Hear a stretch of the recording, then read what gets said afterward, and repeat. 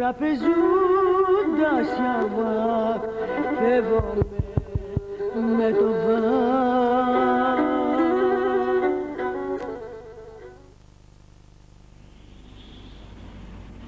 Κυρίες και κύριοι, καλησπέρα σας. Ο ποντιακός ελληνισμός συνεχίζεται και το θέμα μας θα είναι πάλι το δράμα των σεισμοπαθών και εν συνεχεία το δράμα των Ελλήνων του Πόντου, οι οποίοι έρχονται από μια καταστροφή και παίρνουν τη χαριστική βολή τώρα από το σεισμό, ο οποίος τα προβλήματά τους δεν σταματάνε εκεί. Όπως είπα και την άλλη φορά, ότι υπάρχουν πολλοί Έλληνες του Πόντου που βρίσκονται εγκλωβισμένοι σήμερα σε μερικές περιοχές, οι οποίοι 5 με 6 χρόνια δεν έχουν ρεύμα, δεν έχουν νερό, δεν έχουν δρόμους, δεν υπάρχει υποδομή ή ο κατάλληλος χώρος για να μπορεί να βάλουν την οικογένειά τους, και με αυτές τις συνθήκες οι Έλληνες του Πόντου ζουν εκεί. Και σήμερα ο οποίος ήρθε και τους βρήκε συμφορά με το σεισμό, δεν πήγε ούτε ένας δήμαρχος, δεν πήγε κανείς να δει αν ζουν, αν υπάρχουν.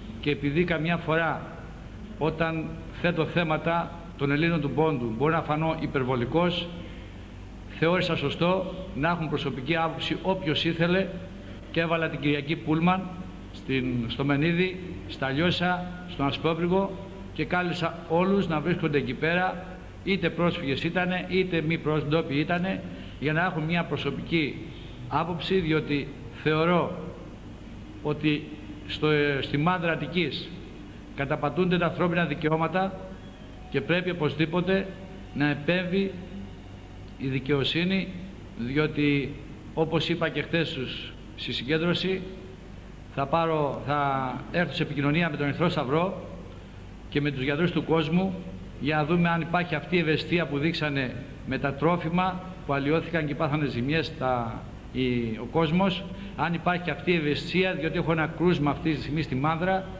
χάλασε το γάλα διότι δεν υπάρχουν ψυγεία και αυτά, και πήγε ένα παιδί, δηλητηριάστηκε. Θα πάρουμε όλα αυτά τα στοιχεία που χρειάζονται εκεί πέρα, να τα καταθέσουμε, ώστε να γίνει μήνυση στην πολιτεία, ώστε κάποια στιγμή να καταλάβουμε οι Έλληνες ότι δεν είναι το πρόσωπο που αρμόζει αυτή τη στιγμή στην Ορθοδοξία και στον Ελληνισμό. Αυτοί οι άνθρωποι που είναι εκεί πέρα στη Μάνδρα είναι από το Χρυσό Μαλλοδέρας, το καράβι που πήγε στη Ρωσία για να γλιτώσει τους Έλληνες του Πόντου μέσα στον εμφύλιο πόλεμο, μέσα από τη φωτιά, άνθρωποι που χάσανε τη μισή οικογένειά τους στον πόλεμο, και τους έφερε εδώ πέρα υποσχόμενο πολλά πράγματα, σπίτια, δουλειές.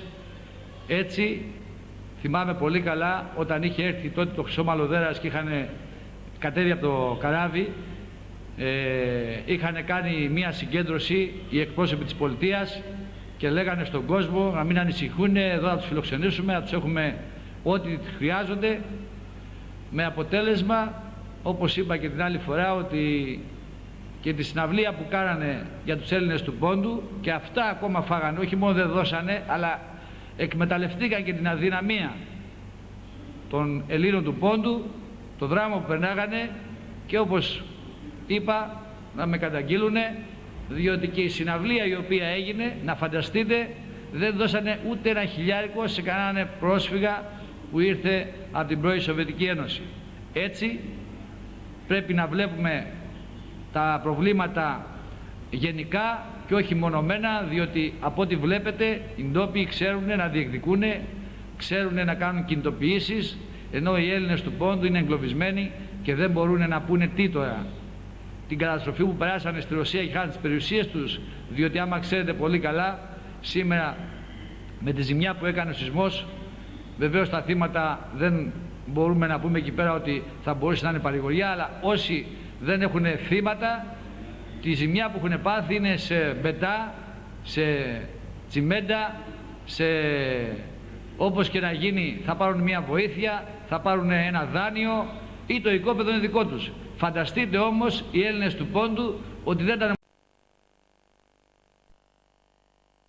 στους δρόμους, με μια βαλίτσα φύγανε και ήρθαν στη μητέρα πατρίδα, διότι εμείς εκεί στη Ρωσία δεν αλλάξαμε την υπηκότητά μας, δεν αλλάξαμε τη θρησκεία μας, δεν αλλάξαμε την ιστορία μας, γι' αυτό και ήμασταν ξένοι και όταν έγινε φίλιος πόλεμος δεν θεωρούμασταν εμείς ούτε Γεωργιανοί, ούτε Ρώσοι, ούτε τίποτα. Ήμασταν Έλληνες, διότι αν είχαμε αλλάξει και την υπηκότητά μας και τη θρησκεία μας και όλα, δεν θα είχαμε κανένα πρόβλημα όπως αυτοί σήμερα έχουν τις περιουσίες μας εκεί πέρα και δεν ενδιαφέρθηκε η πολιτεία, το κράτος, η πατρίδα, έστω αυτή την περιουσία που φτιάξαμε μετά από τόσες πολλές που κάναμε, να έχουμε κάποια αποζημίωση ή από την κοινότητα ή από τη Ρωσία ή από τη Γεωργία, διότι αφήσαμε πολλές περιουσίες εκεί πέρα, αλλά ήμασταν και ευάλωτοι στους απατεώνες, διότι βρήκανε μέσα την αιτία οι πρόσφυγες της Ελλάδας, οι Έλληνες πρόσφυγες που ήταν από την πρώην Σοβιετική Ένωση, να κάνουν προγράμματα από την κοινότητα, να πάρουν πολλά δισεκατομμύρια, τα οποία και αυτά με τη σειρά τους τα φάγανε, και πάλι ο Έλληνας του Πόντου βρίσκεται στο δρόμο αβοήθητος. Αλλά δεν φτάνει μόνο αυτό, και αυτό το ξεπερνάει. Πήγα επάνω, 3 πούλμαν, ήρθε πολλής κόσμος, εκτός από αυτά που είπαμε όλα, εκτός από αυτά όλα που έχω πει, είναι ότι ο κάθε ένας από αυτούς έχει από 10 με 15 εκατομμύρια πρόστιμο. Τους έχουν χαρακτηρίσει δασική έκταση, άλλους παράνομους. Δηλαδή, ο πρώην δήμαρχος πούλησε τα οικόπεδα αυτά στους Έλληνες του Πόντου, ο οποίος, εάν ήταν δασικές εκτάσεις, και ο συμβολιογράφος και ο δικηγόρος ο οποίος μεσολάβησε δεν ενημερώσαν τον Έλληνα του Πόντου ότι δεν πρέπει να τα πάρει. Έρχεται ο νυν πρόεδρος, ο δήμαρχος, και λέει στις εκλογές, φτιάχτε, θα σας δώσω και ρεύμα και νερό, από ό,τι είπαν χτες οι κάτοικοι εκεί πέρα. Και αυτό ήταν ένα ψέμα. Έχει έρθει ο κύριος Ελευθεριάδης. Ναι, έχει έρθει ο κύριος Ελευθεριάδης, θα διακόψουμε λίγο, να συνεχίσουμε.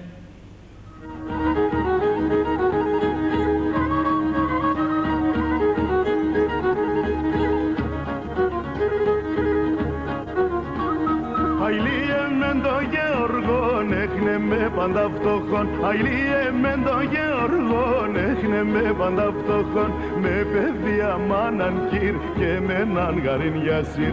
Με παιδεία μάναν κύρ και με έναν γαρίν για σύρ. Και μπορώ να ανοίγω ματ το ψωμί πάντα φαγιάτ. Και μπορώ να ανοίγω ματ το ψωμί πάντα φαγιάτ. Μίαν βρες, μίαν κίδρες, καμίαν οι τσοπιμικές. Μίαν βρες, μίαν... Ναι, η εκπομπή μας, Ποντιακός Ελληνισμός, άρχισε με τον Παναγιώτη και τώρα την συνεχίζουμε μαζί. Αργήσαμε λίγο. Κυρίες και κύριοι, καλησπέρα σας. Ο Παναγιώτης νομίζω άρχισε να σας πει για το χθεσινό στην Μάντρα, εκεί μετά την Ελευσίνα, όπου κάποιοι οικογένειες, 8-10 πόσο είναι, πάνω από 20 οικογένειες. Πάνω από 20 είναι, είναι και στην περιφέρεια. Υποφέρουν, δεν έχουν σήμερα ούτε νερό, ούτε φως. Θύματα έχουν πέσει της πολιτείας. Δεν υποφέρουν, αυτοί δεν υποφέρουν ποτέ, κύριε Ελευθεριάδη. Έχουν πέσει θύματα της πολιτείας. Και έχω στοιχεία αυτή τη στιγμή, καταθέτω αυτή τη στιγμή επίσημα, ότι ο πρώην δήμαρχος της Μάνδρας πούλησε τα οικόπεδα στους κυρίους αυτούς. Και τους είπε πάρτα, είναι καλά, είναι αυτά, έτσι ακριβώς. Και έχουμε στοιχεία. Να με διαψεύσει ο πρώην δήμαρχος. Και ο νυν δήμαρχος είπε στις εκλογές ότι φτιάχτε, θα σας δώσω και ρεύμα και νερό. Ας με διαψεύσουν.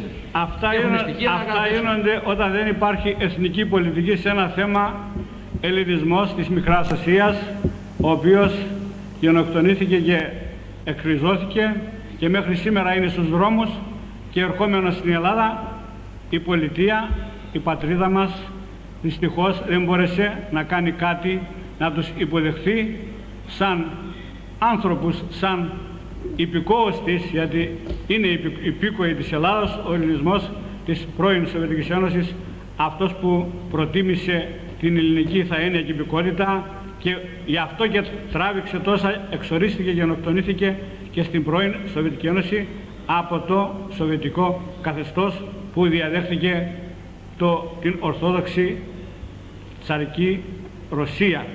Σήμερα η Ρωσία πάλι είναι Ορθόδοξη, όμως δεν έχει εκείνη την έγκλη, εκείνη την δύναμη που είχε τότε, και ο ελληνισμός και εκεί και στις σε όλες τις δημοκρατίες της πρώην Σοβιετικής Ένωσης υποφέρει όπως και ο τοπικός πληθυσμός, αλλά ο ελληνισμός υποφέρει και περισσότερο. Γι' αυτό και προσφεύγει στην Ελλάδα έστω προσωρινά να δουλέψουν, να βγάλουν κάποια λεφτά και να στείλουν στις οικογένειες να τους στηρίξουν εκεί. Γι' αυτό και σήμερα πρωί αλλά και χθες ήμουν σε ένα αστυνομικό τμήμα και συγκεκριμένα στο Κερατσίνι του Πειραιά, όπου κρατείται ένας ομογενής και από πατέρα και μητέρα Έλληνας, και όμως κρατείται εκεί και ίσως να είναι και απέλαση τουλάχιστον διοικητική, αλλά πιστεύω ότι θα δείξουν κατανόηση όλοι, και ο διοικητής αλλά και το Αλλαδαπών και το Υπουργείο Δημοσίας Τάξης, να τον αφήσουν ελεύθερο. Εξάλλου δεν έχει τίποτα να κάνει ούτε για να πάει εκεί στα χωριά που είναι της Ουκρανίας, ομογενής αυτός που λέγεται τον Τόροφ Πέτρος, το όνομά του λέει βέβαια φαίνεται σαν να είναι Ρώσος, αλλά είναι καθαρά Έλληνας, και τέτοιους έχουμε πολλούς και χιλιάδες που έχουν ονόματα τέτοια, όμως είναι Έλληνες. Όχι, πέστε κύριε Ελευθεριάδη, ότι τα ονόματα δεν παίζουν ρόλο. Πολλές φορές για να μπει στο δημόσιο ή να μπει στο παιδί σου να σπουδάσει και να πάει κάπου, χρειαζόταν να βάλεις το ρώσικο όνομα. Και μας βλέπεις να βγάζουν ένα off στο τέλος για να μπορέσουν να κάνουν. Γιατί έχουν ζήσει 3 δεκαετίες εκεί πέρα. 3 γενιές κύριε Ελευθεριάδη εκεί πέρα. Και βεβαίως σε 3 γενιές μέσα, όταν δεν υπήρχε κάτι, εμείς κατάγαμε την πίστη μέσα μας, τα ονόματα να αλλάξουν, δεν αλλάζει το αίμα μας. Το αίμα ήταν ελληνικό και είναι ελληνικό. Έγινε και στην Τουρκία, όπου υποχρεώθηκαν οι Έλληνες ή να αλλάξουν την πίστη ή τη γλώσσα. Αναγκαστικά. Αναγκαστικά. Δεν μας το είπανε που κάναμε τη θέλησή μας. Λοιπόν, αυτό είναι ο ελληνισμός της Τσάλκας, παραδείγματος χάρη, μιλούν τουρκικά, όμως είναι Έλληνες γιατί προτίμησαν να αλλάξουν τη γλώσσα παρά τη θρησκεία. Γι' αυτό και είναι τουρκόφωνοι, όπως και τους ονομάζουν. Έτσι και ερχόμενοι εδώ, βέβαια έχουν ρώσικα επίθετα, γιατί αυτοί υπάχθηκαν επί της ρώσικης κυριαρχίας, γιατί εκεί βρήκανε συμπαράσταση και πέρασαν δηλαδή στη Ρωσία. Η Γεωργία, το μέρος αυτό της Γεωργίας, άλλοτε ήταν βέβαια Ρωσία. Γι' αυτό και η Τσάλκα, εκεί ένα μέρος, κάπου 35-40 χωριά, όλα είναι ποντιακός ελληνισμός με τέτοια ονόματα. Όμως είναι Έλληνες, έχουν και το μνημείο του Αριστοτέλη που εδώ στην Ελλάδα βέβαια δεν υπάρχει τέτοιο, και η οδός έχει ονομασία του Αριστοτέλη. Πρέπει να έρθουμε στο θέμα, κύριε. Το θέμα μας είναι βέβαια ο ποντιακός ελληνισμός, ο οποίος, όπως είπα, χρειάζεται να υπάρχει εθνική πολιτική. Λοιπόν, η μιζέρια αυτή πρέπει να σταματήσει. Εγώ είπα και στην προηγούμενη μου εκπομπή, από εδώ και πέρα ασχολούμαι αποκλειστικά με το προσφυγικό θέμα. Καθόλου δεν θα ανακατευτώ στα άλλα. Έχω με άλλους, ας ασχοληθούν στις ομοσπονδίες και στα σωματεία, γιατί το θέμα αυτό το ξέρω τόσο καλά και φοβάμαι ότι δεν θα προλάβω να κάνω κάτι εκείνα που ξέρω, να τα προβάλλω, να τα πω στους άλλους, να τα ξέρουν. Εδώ και 20 χρόνια ασχολούμεθα με αυτό. Ο ελληνισμός έπρεπε να είχε έρθει στην Ελλάδα νωρίτερα, το 1965-66, όποτε η Ένωση... Ναι, όχι, δεν είναι άλλο. Τότε ήρθαμε κάπου... Τότε θα έρθει στην Ελλάδα. Όχι. Δεν την ξέρετε από εμάς. Ξέρεις πολύ καλά και το 1965. Έπρεπε να κάνεις τα χαρτιά σου και όχι, ήταν να έρθει στην Ελλάδα τότε, το 1965-66, όταν ήρθαμε εμείς, αλλά είναι η δικτατορία και δεν μπορούσε να έρθει. Να το πούμε και αυτό. Αλλιώς δεν θα τραβάγαν αυτοί οι οικογένειες τώρα που έρχονται. Τότε θα είχαν έρθει. Ήταν ελληνοϊπίκοοι, όχι, να το γνωρίζει ο κόσμος, και θα ερχόντουσαν όλοι με τον Γιώργο Παπαντρέου που άνοιξε τον δρόμο και ερχόμασταν με ελληνικά διαβατήρια. Ναι, αλλά να έρθουν τα χαρτιά για να έρθουν τα χαρτιά σου. Δεν μπορούσαν να έρθουν όλοι. Τώρα δεν μπορούσαν να έρθουν, δεν φταίει ο κόσμος. Αυτό λέμε εμείς. Αυτό είναι άλλο θέμα. Αυτό πρέπει να αξιοποιήσουμε. Εδώ μιλάμε για ζωντανά πράγματα, κύριε Ελευθεριάδη. Ας αφήσουμε το τι έγινε και το τι έπρεπε να γίνει. Πολλά έπρεπε να γίνουν που δεν γίνανε. Εμείς λέμε εδώ πέρα, εδώ υπάρχουν κάποιες ευθύνες. Εδώ υπάρχει μια απάτη απέναντι στο προσφυγικό στοιχείο. Και το έχω πει επανειλημμένα ότι εγώ ζητάω από τους βουλευτές των ποντίων, από τις ομοσπονδίες των ποντίων, από τους προέδρους των ποντίων, πού πήγανε τα χρήματα, να καταθέσουν αυτή τη στιγμή, να μας υποδείξουν, γιατί οι Έλληνες του πόντου δεν έχουν πάρει χρήματα. Και καταγγέλνουμε και μαζέψουμε υπογραφές, να καταθέσουμε στους αγγελέα πού πήγανε τα χρήματα, ποιος τα διαχειρίστηκε. Και πώς, αν τυχόν και δεν έχουν πάρει οι πόντοι τα χρήματα αυτά, οι οποίοι έχουν χρεωθεί οι πόντοι, έτσι δεν είναι, γιατί τα χρήματα αυτά χρεωθήκαν για τον ποντιακό προσφυγικό λαό. Εντάξει, αν δεν τα έχουν πάρει, να λάβει η πολιτεία τις ευθύνες της και να αποκαταστήσει η πολιτεία το τίμημα απέναντι στον ποντιακό ελληνισμό, γιατί αυτά τα χρήματα ήταν του λαού και δεν ήταν των απατεώνων. Επομένως, έχει και ηθικό χρέος η πολιτεία να πάρει μέρος σε αυτή την προσπάθεια που κάνουμε αυτή τη στιγμή, να δούμε πού πήγαν τα χρήματα, και μόλις βρούμε πού πήγαν τα χρήματα, τότε θα βγουν πολλές αλήθειες και θα ξεσηκωθεί όλος ο ελληνικός λαός μετά, διότι εξαπατήθηκε και ο ελληνικός λαός αυτή τη στιγμή. Όχι μόνο οι Έλληνες του Πόντου. Και θέλω κύριε Ελευθεριάδη, ξεκάθαρα πράγματα, να μην αρχίσουμε τις μιζέριες εδώ πέρα και να μην λέμε πράγματα τα οποία δεν μας. Το τι πρέπει να γίνει είναι άλλη ιστορία. Εδώ τι πρέπει να γίνει. Εχθές είδες πολύ καλά ότι υπάρχει αυτή τη στιγμή καταπατούν τα ανθρώπινα δικαιώματα.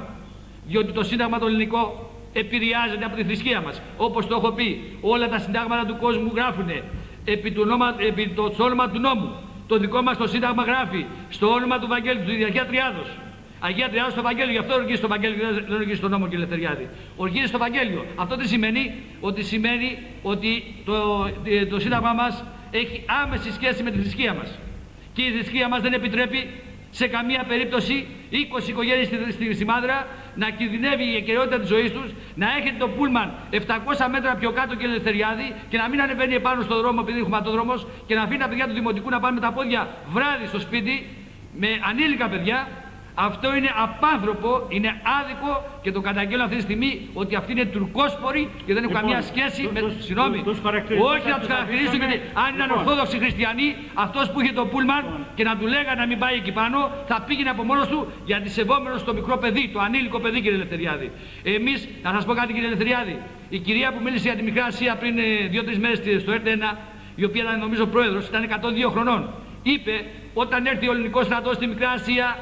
Ανοίξαμε τις πόρτες και τα παράθυρα, ανοίξαμε τα σπίτια μας και τους φιλοξενούσαμε και λέγαμε να πάνε από σπίτι σε σπίτι από την αγάπη που τους είχαν.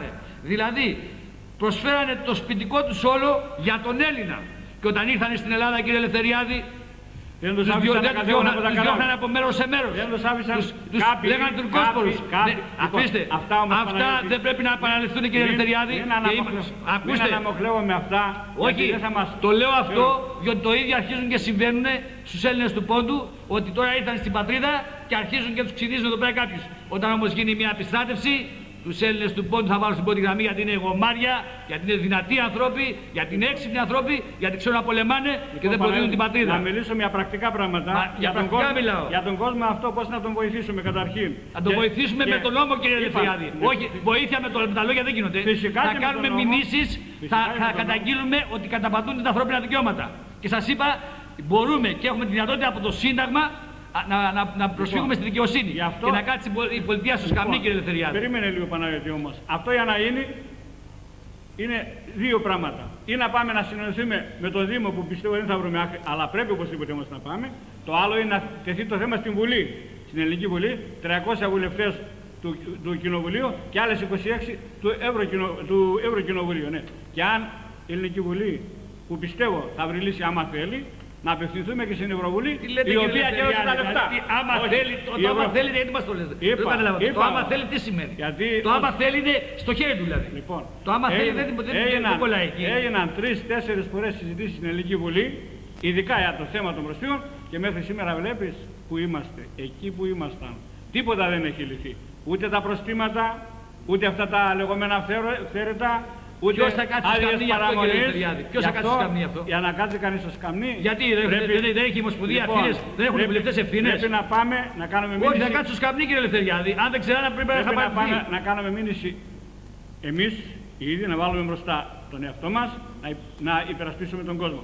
Να μαζέψουμε αυτά τα πρόστιμα και όλα που έχει γίνει εκατομμύρια και δισεκατομμύρια, να μαζέψουμε και εκείνα τα οποία δεν πλήρωσε το ΑΕΔ, τα επιδόματα, τα άμεσα στον κόσμο, με τον τρόπο γνωστό. Λοιπόν, όταν κινδυνεύει ένας άνθρωπος, κοιτάζει τους πρώτα τη ζωή και μετά κοιτάζει να τον βάλει κάπου. Πρώτα τους τη ζωή. Εδώ σας είπα ότι υπάρχει καταγγελία αυτή τη στιγμή, το παιδί αρρώστησε πάνω, χάλασε το γάλα, δεν έχει ψυγείο. Και έχω σήμερα στοιχεία από τους γιατρούς να φωνάξουν το Ερυθρό Σταυρό εκεί πέρα και να κάνουμε καταγγελία, να κάνουμε μήνυση αυτή τη στιγμή στην πολιτεία ότι αυτή τη στιγμή αφήνουν στο έλεος του Θεού ανθρώπους που η ίδια η πολιτεία τους παγίδευσε εκεί μέσα. Αυτό, Παναγιώτη, δεν χρειάζεται να το λέμε και εδώ. Πρέπει να πάμε να το κάνουμε και μετά να το πούμε. Να το κάνουμε όποτε θέλεις. Να πάμε να το κάνουμε. Και θέλω επίσημα η Ομοσπονδία να πάρει θέση, κύριε Ελευθεριάδη, γιατί αυτοί είναι οι φορείς και αυτοί πάνε και μιλάνε για το σπουδιακό στοιχείο και οι βουλευτές των ποντίων. Και ας κάνουμε εμείς ό,τι μπορούμε. Αν περιμένουμε τις ομοσπονδίες και λοιπά. Μα η Ομοσπονδία είναι ο αρμόδιος φορέας.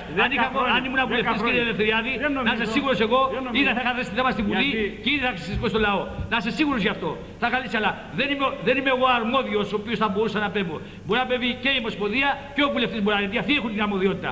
Και εγώ σε πληροφορώ, εάν δεν πάρει θέση αυτή τη στιγμή ο Φωτιάδης και οι βουλευτές των Ποντίων να αλλάξουν επίθετα και να κάνουν τα επίθετά τους με άλλη ονομασία.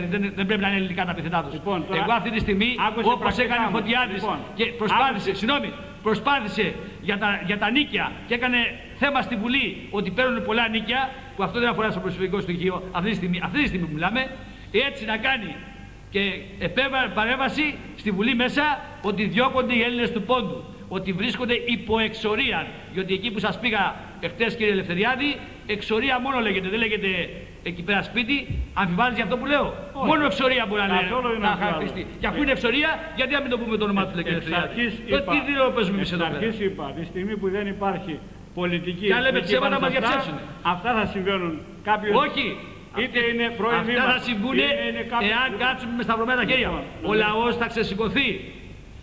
Προσπαθώ εγώ να προλάβω την πολιτεία, να βάλουμε κάτω όμορφα, λογικά και τίμια και σωστά, να μην υπάρχουν διαφορές, να λύσουμε το πρόβλημα. Εάν δεν θέλουν λύσεις και θέλουν ψέμα, θα ξεσηκωθούμε, κύριε Ελευθεριάδη, και οι συνέπειες θα είναι πολύ βαριές και στις ομοσπονδίες και στους βουλευτές, αλλά και στην πολιτεία.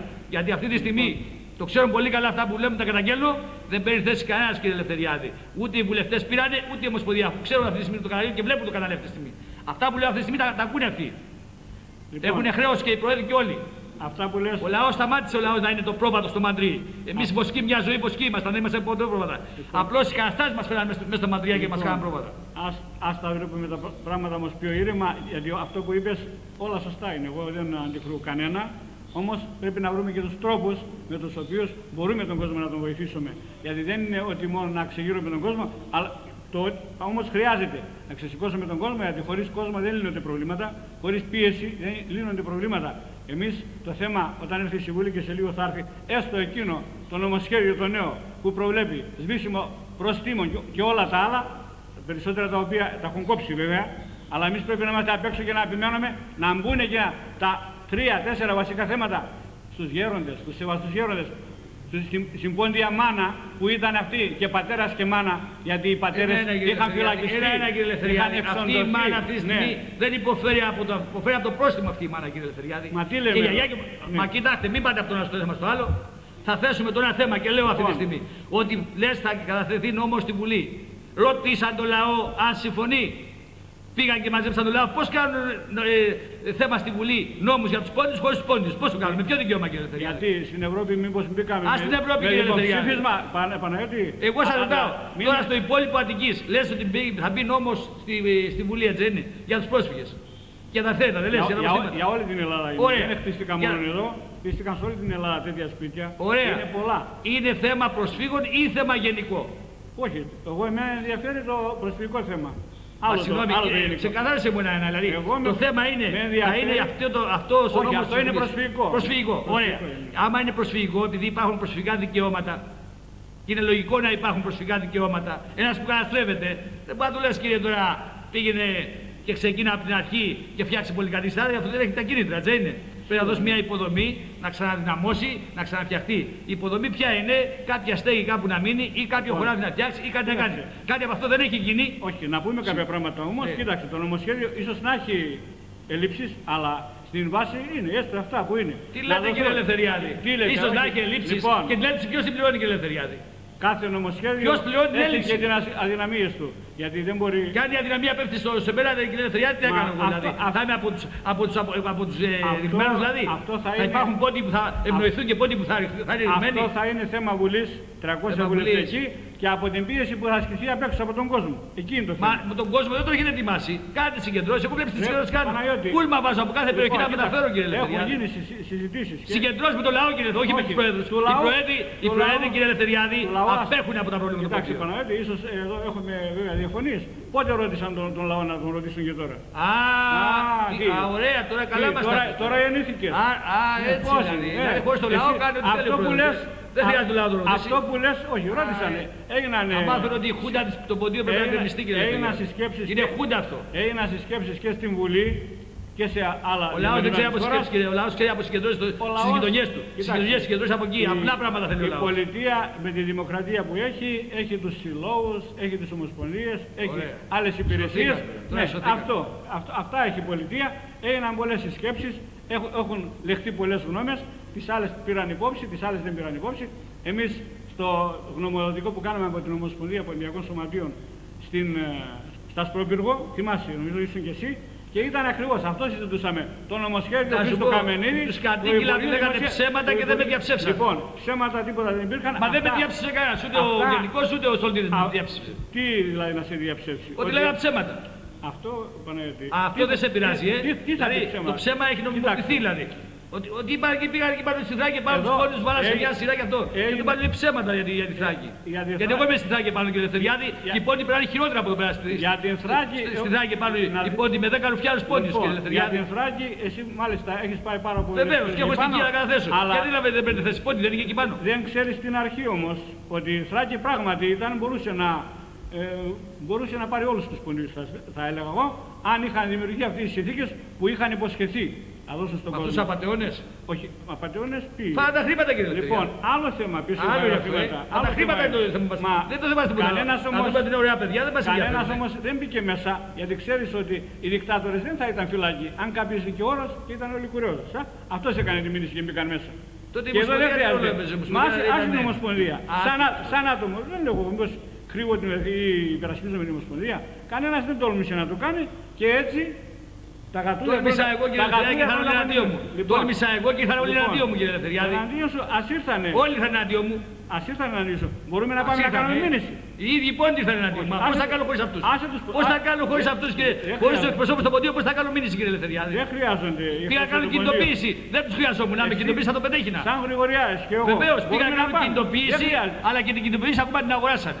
Ακόμα κινητοποίηση. Ψάξα πολλά εκατομμύρια πάνω στο φυλάκι και αγοράσαν τους προέδρους. Στοιχεία έχουμε κι εμείς. Αφισβάλλεις γι' αυτό? Αγοράσαν τους προέδρους. Το ίδρυμα το ίδιο. Εγώ αυτό δεν μπορώ να το πω. Και πούλησα το λαό. Εγώ σου λέω, εγώ το είπα και στο Sky, κύριε Ελευθεριάδη. Ότι πουληθήκαν, διαμαρτυρήθηκε ένας πρόεδρος. Πουληθήκαν οι πρόεδροι, είπα. Να μιλήσουμε πιο χαμηλά, να ακούσει και ο κόσμος. Για το θέμα του Ιδρύματος κλπ. Πράγματι υπάρχει θέμα παρέμβασης της εισαγγελέα. Όμως κανένας δεν τόλμησε να τον πάρει και να πει εδώ έχουν γίνει. Έχουμε μια γραμμή, κύριε. Με ακούτε? Ναι, σας ακούμε. Με ακούτε? Ναι, σας ακούμε. Κύριε Γεωργιάδη και κύριε Ελευθεριάδη, με ακούτε? Γρηγοριάδη. Καλησπέρα σας. Καλησπέρα. Χθες εγώ ήμουν εκεί που λέτε, Μάντραν, και είδα πως δουν οι πόντοι δικοί μας. Αυτοί είναι σαν ξένοι, όχι Έλληνοι.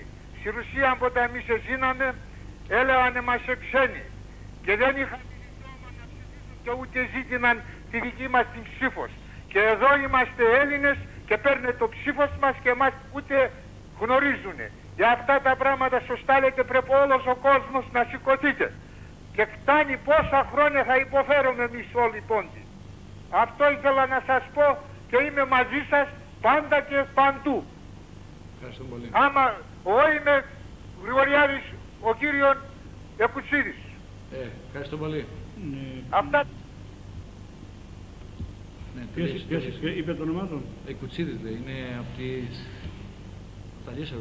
Λοιπόν, από τα μέρη που έχουν το πρόβλημα τώρα με τους σεισμούς, αν και εμείς έχουμε πρόβλημα, αλλά εμείς έχουμε λιγότερο. Χθες λοιπόν είχαμε τα Υψηλάντια στη Λιβαδιά, εκεί στη θέση της Πέτρας, όπου έγινε η τελευταία μάχη το 1828 και ο Υψηλάντης, ο Δημήτρης Υψηλάντης, λοιπόν, εκεί ήταν και τα σύνορα, ως εκεί ήταν τότε, δηλαδή τα σύνορα της Ελλάδας. Υψηλάντης, τα αδέρφια Υψηλάντη, όπως είναι γνωστό, ήταν ποντιακής καταγωγής του Τσάρου υπασπιστές, την αυλή του Τσάρου, οι οποίοι μαζί με τους άλλους συμπατριώτες μας από τη Ρωσία οργάνωσαν τη μυστική φιλική εταιρεία στην Οδυσσό το 1814 και οργάνωσαν την απελευθέρωση της Ελλάδος. Δυστυχώς σήμερα απόγονοι τους να έχουν αυτά τα χάλια που είπε ο Παναγιώτης, χωρίς νερό και χωρίς φως, ερχόμενοι από ξένη χώρα, όπου περίμεναν 70-80 χρόνια να έρθουν στην Ελλάδα, γιατί είχαν ελληνικά διαβατήρια. Τα παιδιά καλουχήθηκαν ελληνικά, ορθόδοξα, χωρίς παπάδες και χωρίς ψάλτες, χωρίς κανέναν, γιατί και ο κλήρος μας είχε φυλακιστεί, εξοντωθεί, και είναι όλα αυτά γνωστά. Δυστυχώς, η πατρίδα μας, η αυτή που πεθαίναμε και μόνο για το όνομά της,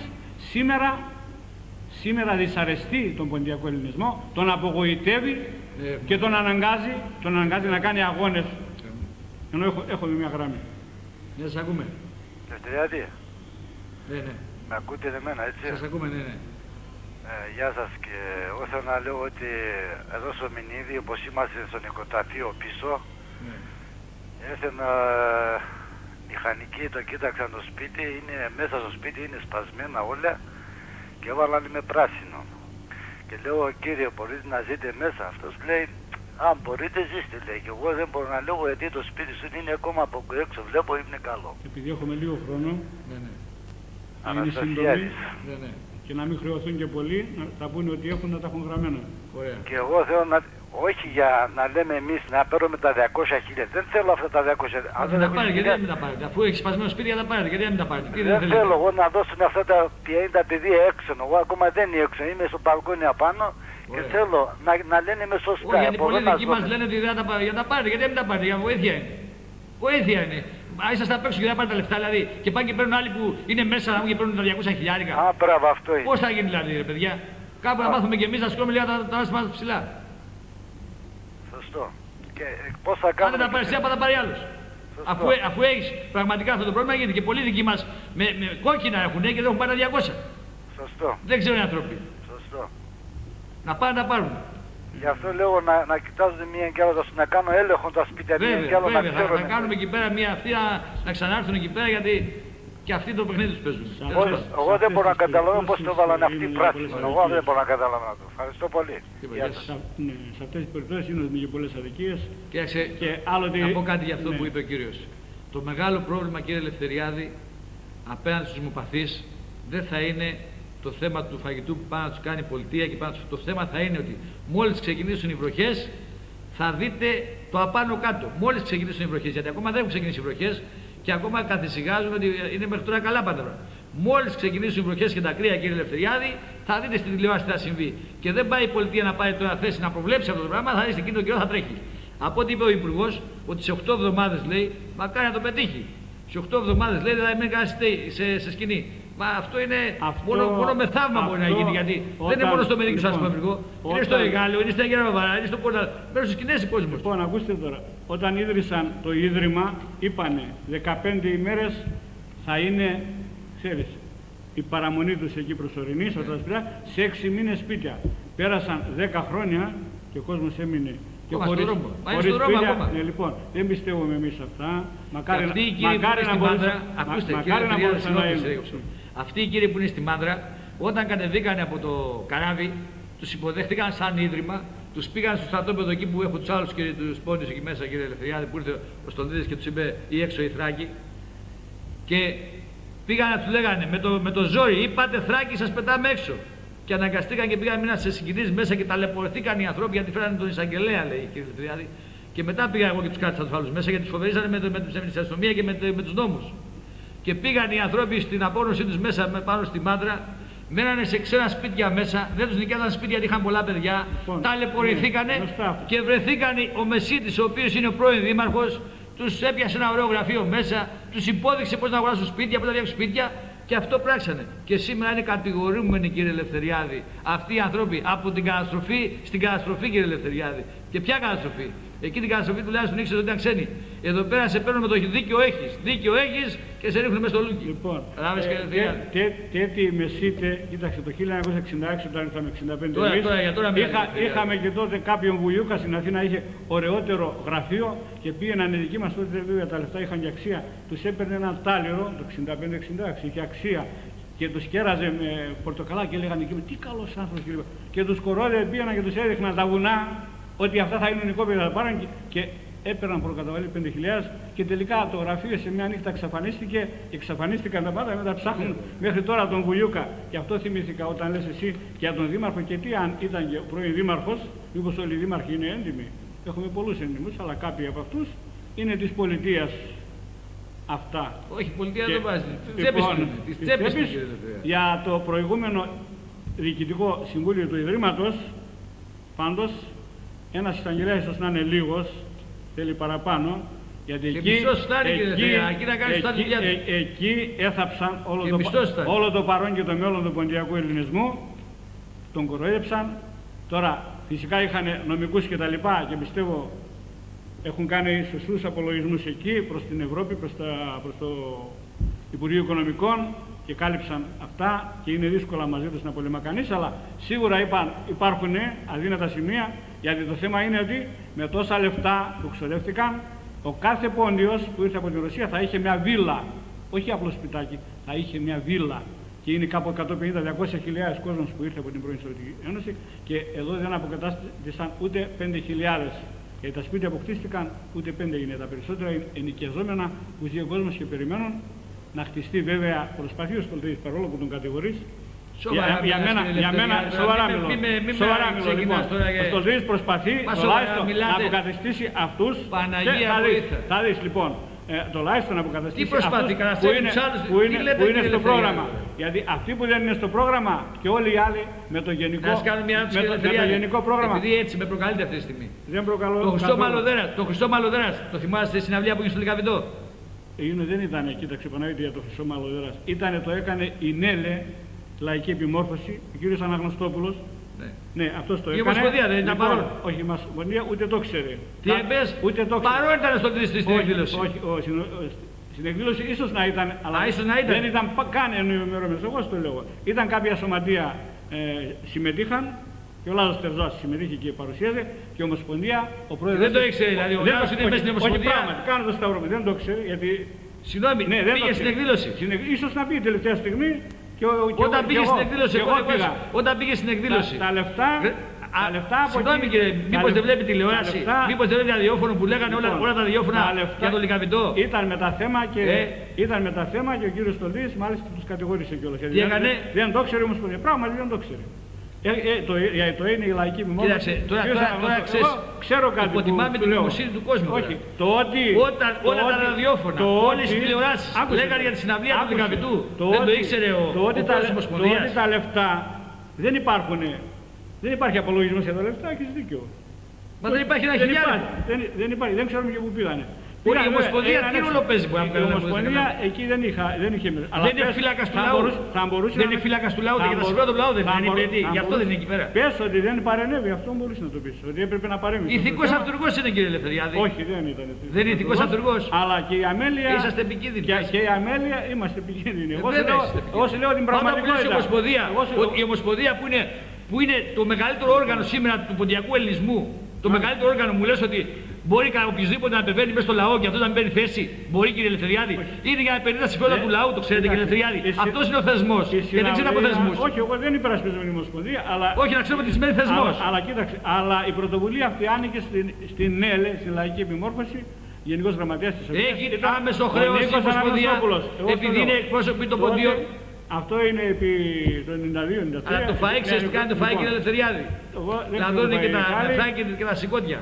Όλα αυτά κάνουν. Το θέμα είναι ότι εμείς στην Καλιθέα, εγώ καλώ τα προεδρία των ποντιακών συλλόγων την Πέμπτη μετά την εκπομπή που θα έχω εδώ 8:30 ή θα είναι αυτό στο Δημοτικό Συμβούλιο 8:30 μετά που θα φύγω από εδώ, ναι, ή θα είναι στην αίθουσα συνεδριάσεων του Δημοτικού Συμβουλίου του Δήμου Καλιθέας ή θα είναι στο Μηθριδάτη. Γιατί αν είναι ελεύθεροι και πιστεύω να είναι ελεύθεροι, γιατί ο Μαυρίδης ο Γιάννης που είναι Δημοτικός Σύμβουλος είναι υπεύθυνος και θα με ενημερώσει, ίσως να πάρει και τηλέφωνο. Να πει το OK και θα κάνω, επειδή λόγω καταστάσεων συχνά θα κάνουμε ενημέρωση και στον κόσμο, στον προσφυγικό και σε αυτούς τους συνθμοπλήκτους. Από εδώ και εσύ να έρθεις όταν είναι κάτι, μπορεί να ζητήσει από τον 5-10 λεπτά να κάνεις ενημέρωση ότι είναι, γιατί ο κόσμος δεν έχει άλλη πληροφόρηση και εμείς τουλάχιστον πρέπει να ευχαριστήσουμε 1000 φορές το κανάλι αυτό, γιατί έστω έχουμε κάποια δυνατότητα να επικοινωνούμε με κάποιο κόσμο. Και ο κόσμος πράγματι δεν έχει. Και είπατε για το Μηθριδάτη. Ναι, είναι και ο Μηθριδάτης, ναι, λοιπόν. Επειδή εχθές το πούλμαν που έκλεισα τα πούλμαν εγώ και ήρθε ο άνθρωπος να πληρωθεί, μου είπε το πούλμαν το Μυρτιδάκι δεν το έχει πληρώσει ακόμα. Θυμάσαι που έγινε η φασαρία και που λέγανε και λοιπόν, τι κάνανε. Αυτά Παναγιώτη, ό,τι και να είναι. Τους καλώ να πάνε να πληρώσουν τη χρήματα. Δεν παίρνει χρήματα από μένα αυτός. Μου λέει δεν θέλω από εσένα τα χρήματα, θέλω από αυτούς. Αυτά τα πράγματα νομίζω υπάρχει κι άλλος κόσμος. Μα έχει χρέος ένας πρόεδρος να ντρέπεται λίγο, γιατί έχει μια υποχρέωση ένα πούλμαν να πάει το ξέρω χρέωση. Εγώ πια τον πληρώσω και δεν πειράζει από μένα. Ο Μηθριδάτης όμως να ξέρεις ότι φτιάχνει κάτι εκεί και πράγματι δεν έχει την υποχρέωσή σου στην κοινωνία να πληρώσει σωστό στο έγκυος. Εντάξει αυτό. Πώς το δηλαδή. Που το λες αυτό. Φασαρία έγινε, θυμάσαι. Μπουνιές παίξαν πέσαμε εκεί μέσα τότε γι' αυτό. Υπάρχει κάποιος λόγος, κοίταξε, ό,τι και να είναι. Δεν τρέπονται αυτή τη στιγμή. Μην κατηγορούμε. Δεν κατηγορώ. Γιατί χθες μου το είπε ο άνθρωπος αναπήγιασα. Λέω δεν θα δώσω τα χρήματα. Λέει όχι. Και λέω θα τα δώσω εγώ και μου λέει δεν τα θέλω από σένα. Τα θέλω από αυτό γιατί αυτός ο ίδιος με έδινε. Καινούριος σύλλογος και ο οδηγός κακός. Έτσι είπε γιατί δεν τον ανήρθηκε κανείς να πληρωθεί. Και πόσο είναι τα λεφτά αυτά. Δεν έχει σημασία, ένα χιλιάρικο να είναι. Όχι, δεν πρέπει να πάρουν στην υποχρέωση του. Όχι, εντάξει. Ή πρέπει να το ζητιανέψουν. Αλλά όχι, δεν νομίζω ότι όμως είναι θέμα να το συζητάμε εδώ αυτό. Όχι, κοιτάξτε, θυμάσαι τι είχε συμβεί, τι έχει συμβεί και πώς είχα παρέμβει και λέγανε τα ψέματα που λέγανε. Θυμάσαι. Τώρα φαίνεται ποιος λέει ψέματα και ποιος είναι στα 200 χιλιάρικα και ποιος δεν είναι στα 200 χιλιάρικα. Έτσι φαίνονται και ελευθερία. Γιατί εγώ όταν ακούω κάτι για τον εαυτό μου παίρνω θέση. Αν δεν παίρνει θέση όμως είναι κάτι του πονηρού, κύριε Ελευθερία. Έχεις κάποια πίκρα και ίσως. Όχι πίκρα, δεν έχω καμία πίκρα, δεν έχω καμία σχέση. Δεν έχω καμία πίκρα εγώ.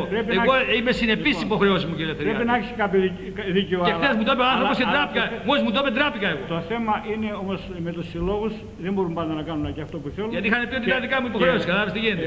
Δεν τρέπονται όμως. Πληρώνει και μεγάλο ενίκιο ίσως. Δεν μας ενδιαφέρει και η ελευθερία τι κάνουμε. Όταν είσαι πρόεδρος και έχεις ένα σύλλογο, πρέπει στον κόσμο απέναντι στις υποχρεώσεις να είσαι συνεπής. Γιατί κάνεις κοινωνικό έργο. Κακώς δημιουργήθηκε εκείνο που δημιουργήθηκε, κατά τη γνώμη μου, πολύ κακώς. Γιατί μα είπανε ψέματα και εμείς πρέπει κακώς δηλαδή και τα ψέματα δηλαδή να βάλεις στην πλάτη μου ψέματα χωρίς να φταίω σε τίποτα. Ό,τι συμβαίνει πρέπει να τα συζητήσουμε. Το ευχαριστώ ήταν. Και λογικά να τα λύσουμε. Γιατί καθένας έρχεται εκεί να προσφέρει. Γιατί άμα τα δίνει θα μιλάγα τώρα και εσύ θα μιλάγα με τα δύναμη. Εσύ που πήγαινες πάντα προσέφερνες, το ξέρω εγώ. Απλώς συμβαίνουν αυτά στον χώρο μας και δυσαρεστούν κάποιους που προσφέρουν και μετά απογοητεύονται.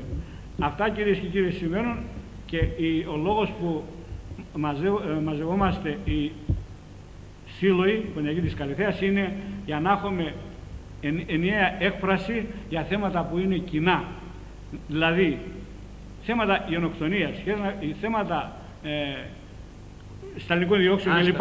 Δεν μπορεί κάθε σύλλογος. Δεν μπορεί για το δράμα.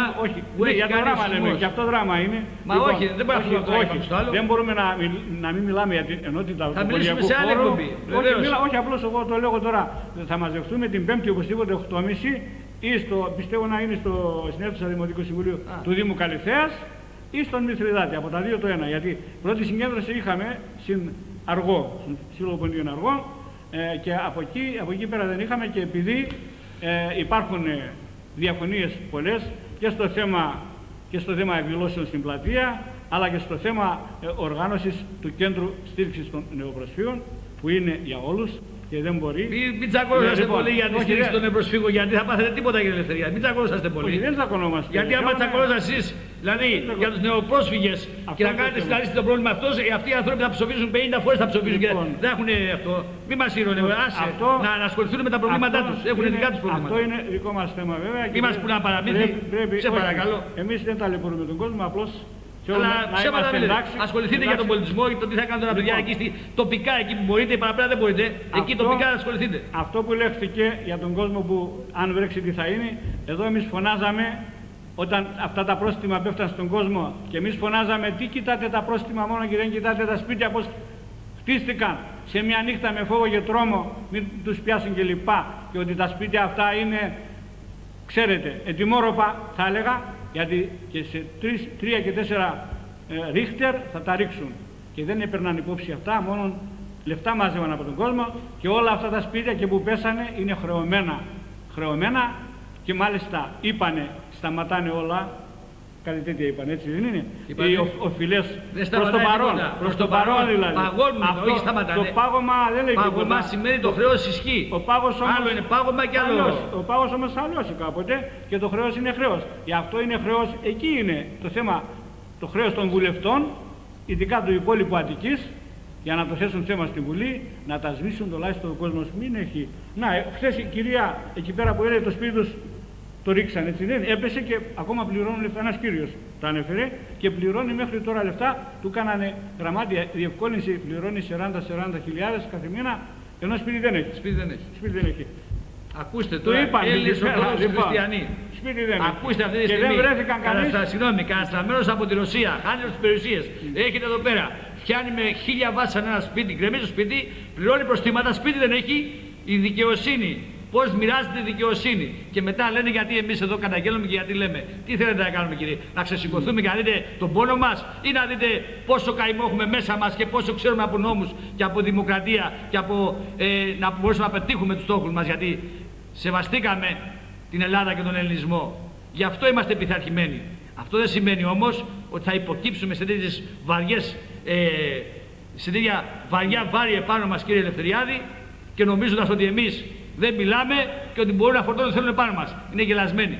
Εγώ καλώ την πολιτεία να σοβαρευτεί, να βγάλει ένα σχέδιο νόμου, να προστατεύει τους πρόσφυγες που είναι καταστραμμένοι, να τους βάλει σε ένα πρόγραμμα σωστό, να ενημερώσουμε τον λαό, να συμφωνήσει ο λαός, κύριε Ελευθεριάδη, και μετά να μπει θέμα στη Βουλή ή να γίνει νόμος στη Βουλή μέσα για το θέμα των προσφύγων. Γιατί οι πρόσφυγες έχουν πολλά προβλήματα, αντιμετωπίζουν πάρα πολλά πράγματα και δεν μας αφορά το πρόστιμο, μας ενδιαφέρει ότι δεν είμαστε παράνομοι, κύριε Ελευθεριάδη. Εμείς δεν μιλάμε για προστήματα. Εμείς μιλάμε ότι δεν είμαστε παράνομοι. Δεν κάνουμε τίποτα παράνομο, δεν γνωρίζαμε, κύριε Ελευθεριάδη. Γνωρίζεις καλά, εσύ Παναγιώτη. Για να είναι αυτό του λαού, πρέπει ο λαός να είναι κοντά τουλάχιστον σε μερικούς που τρέχουν. Ο νόμος ο οποίος σήμερα φτιάχνεται πρέπει να γίνει στα μέτρα του πόντιου, δεν πρέπει να γίνει στα μέτρα της Βουλής. Αν κατορθώσουμε αυτό, να το έχουμε τον κόσμο με εμάς. Μα κάντε συγκέντρωση, δεν κάνετε συγκέντρωση, κύριε Ελευθεριάδη. Λοιπόν, είπαμε, την Τετάρτη θα είναι η συγκέντρωση. Τετάρτη κάνουμε εμείς συγκέντρωση. Το ανακοίνωσες. Τετάρτη έχουμε συγκέντρωση στο Ασπρόπυργο, λοιπόν, 7 η ώρα. Θα είμαστε εκεί. 7 η ώρα, Τετάρτη στο Ασπρόπυργο, 7 η ώρα, όλοι οι Έλληνες του Πόντου να θέσουμε για να ξεκινάμε πάλι τις συγκεντρώσεις. Ξεκινάμε πάλι τις συγκεντρώσεις, να δούμε που θα πάει αυτό το... Αρχίσαμε από τη Μάντρα, έτσι. Πάμε στον Ασπρόπυργο. Είναι γενικό το πρόβλημα, δεν είναι μόνο στο Ασπρόπυργο. Όχι, θα το κάνουμε πρόγραμμα, θα πάμε κάθε φορά και σε κάποιο μέρος. Έχει πρόβλημα. Λοιπόν, την Τετάρτη πάμε. 7 η ώρα το απόγευμα. Όλοι οι Πόντιοι στο άγαλμα των Ποντίων, 19 Μάη. Κοριτσά. Λοιπόν, στην Κοριτσά, 19 Μάη, 7 η ώρα το απόγευμα. 7 η ώρα εκεί και μετά θα έχουμε ή τα Λιώσια ή το Μενίδη. Ωραία. Γιατί έτσι. Τελειώνει η εκπομπή. Επειδή τελειώνει η εκπομπή, γιατί πράγματι ο σεισμός χάλασε όλα τα προγράμματα. Λοιπόν, θέλω πάλι να ευχαριστήσω τον Τορτοπίδη που 2 φορές έφυγε και κάθισε μαζί μας μέχρι 2 ώρα το βράδυ και πήγαμε και βρήκαμε φτωχές οικογένειες, όχι μόνο πόντιους αλλά και άλλους πολύτεχνους, και υποσχέθηκε θα βοηθήσει εκεί πέρα σαν άνθρωπος όσο μπορεί. Τον ευχαριστώ πάρα πολύ και να βλέπεις ότι τα καλά εμείς τα λέμε, κύριε Ελευθεριάδη, και δεν αποκρύπτουμε. Ήρθε ο άνθρωπος και λέει είμαι στη διάθεσή σας να βοηθήσω και εγώ τον ευχαριστώ. Λοιπόν, και με τα σωματεία, τα προσφυγικά, τα οποία έχουν πρόβλημα, πρέπει εμείς να τα βοηθάει, εδώ μπορούμε να τα θέτουμε εδώ πέρα. Και αυτό θα είναι θέμα την Πέμπτη που θα μιλήσουμε στην Καλυθέα με τα σωματεία μας, να βοηθήσουμε εμείς που δεν έχουμε τόσα προβλήματα, εκείνους που έχουν πράγματι το πρόβλημα. Να ευχαριστήσουμε και τα παιδιά του καναλιού που μας εξυπηρετούν, και τον πρόεδρο της Ένωσης Κεντρών και όλους εκείνους που μας παρακολουθούν και παρακολουθούν πράγματι και τα προβλήματα που έχουμε εμείς ως προσφυγικό στοιχείο, και ζητάμε και συγγνώμη για αυτό που κάθε φορά τους ενοχλούμε ίσως με αυτό, αλλά πιστεύω το μέλλον θα δείξει ότι θα δικαιωθούν αν ο ποντιακός ελληνισμός τελικά ριζώσει, αποκατασταθεί, θα είναι καλό και για τον ελληνισμό αυτό, αλλά και για την ίδια την Ελλάδα. Κυρίες και κύριοι, σας καληνυχτίζουμε εμείς. Καλή σας νύχτα. Καλή νύχτα.